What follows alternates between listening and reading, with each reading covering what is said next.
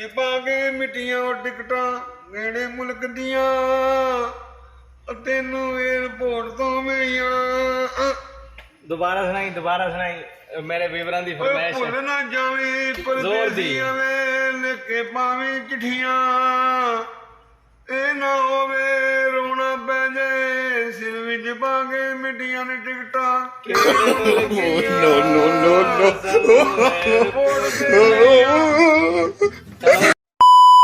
अस्सलाम वालेकुम आल संगत, क्या हाल है जी? ठीक हो? तबीयत सेहत ठीक है?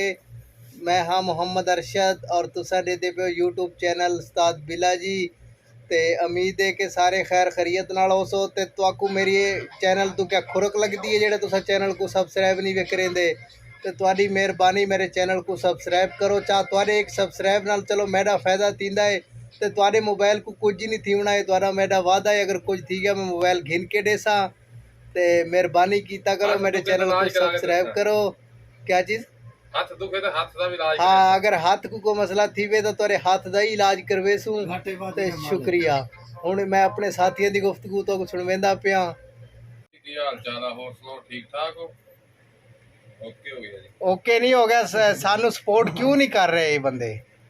इन्हां नूं कोई करो, इन्हां दा कोई तरला कि सानू सपोर्ट करो, साडे यूट्यूब नूं सपोर्ट करो, कह दिओ ਸਾਡੇ YouTube ਨੂੰ ਸਪੋਰਟ ਕਰੋ ਜੀ, ਮਿਹਰਬਾਨੀ ਸਾਨੂੰ ਵੀ ਸਪੋर्ट करो। हाँ शुक्रिया जी। हुण सलाम कर। अस्सलाम वालेकुम। जैसा कि आप जानते हो मेरा नाम तो आपको पता ही होगा, बताने की जरूरत नहीं ना है। कह दे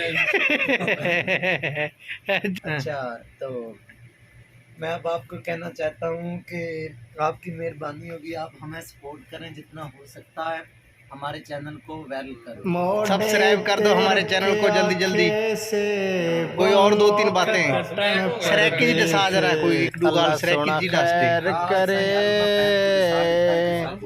परदेश च रहने सारे चैनल तू केड़ी तो खुरक लगदी है जेड़ा तुसा चैनल को सब्सक्राइब नहीं करेंदे जिंदगी कटेंदे ए सारे चैनल को अगर तो खुरक ना लगे तो सारे चैनल को सब्सक्राइब करो प्लीज़। तुहाडी मेहरबानी है, तुहाडा एहसान हो सी साडे उत्ते ते वीडियो देखण दा शुक्रिया। अल्लाह हाफिज़।